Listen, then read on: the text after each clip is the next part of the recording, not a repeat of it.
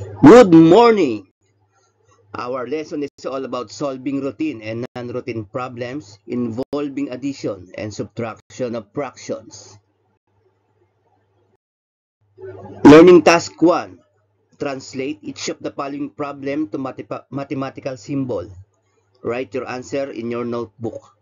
So, hindi natin ito isosolve, kundi ita-translate lang sa mathematical symbol. So, sasagutan natin yung number 1 para ma-example kayo.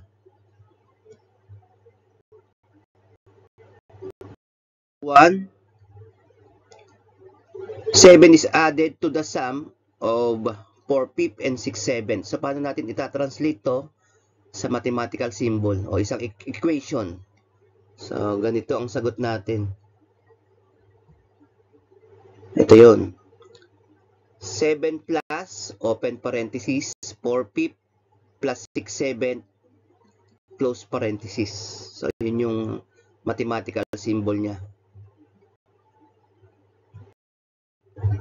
Learning Task 2. Solve the given problems. Write your answer in your notebook.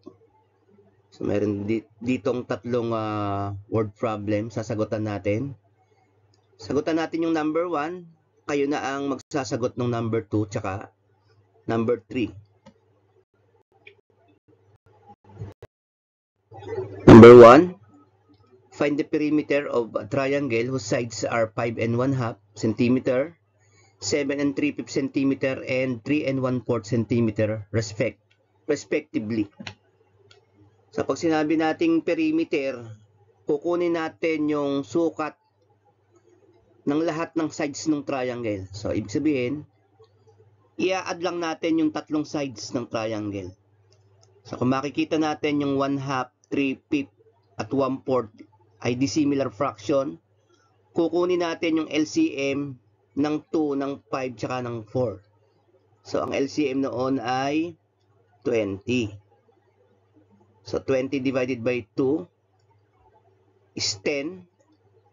10 times 1 is 10. So, ibig sabihin yung 5 and 10, 10 over 20 at 5 1/2 ay iisa lang. Equivalent fraction.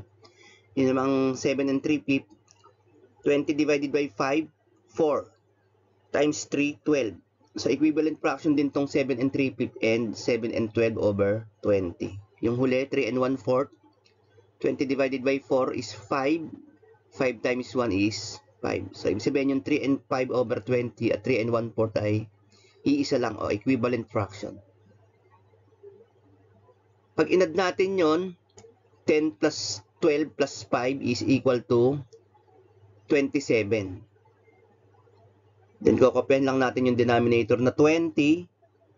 27 over 20. Yun namang whole number. 5 plus 7 plus 3 is 15. So, yung 27 over 20 ay improper fraction.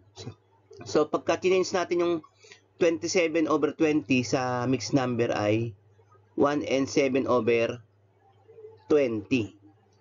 So, yung 1 tsaka yung 15, i-add natin. The final answer is 16 and 7 over 20. Thank you! Don't forget to like and subscribe. I-hit nyo na rin ang notification bell para updated kayo sa mga i-upload kong video. Hanggang dito na lamang and God bless po.